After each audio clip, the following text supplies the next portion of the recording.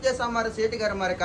Sir రాకపోతే రాలేదు అన్నావు అని చెప్పేసి రాత్రి రాజమండ్రి నుంచి లండన్ నుంచి రైలు కింద నుంచి లటక్కమని పడిపోయింది సేటి గారు మరిక.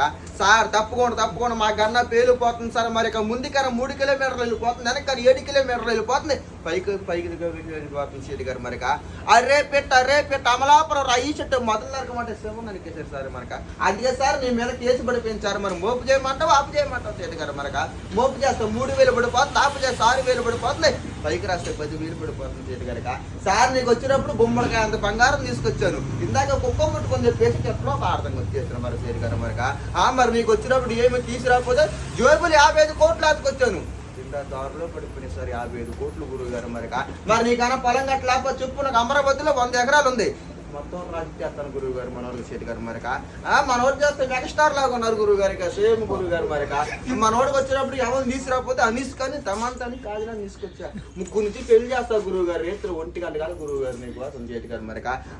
మరి మనోడికి బ్యాటరీలు తక్కువ చెప్పేసి నేను గుడివాళ్ళు గుడ్లు బ్యాటరీ, పామారులో పందికొక్కుల బ్యాటరీ, ఏలూళ్ళు ఎలకల బ్యాటరీ, ఉదూరులో ఉడతల బ్యాటరీ కొట్టేసారు, మొత్తం రాసి చేస్తారు గురువు గారు నీకోసం సేటి గారు మరిక.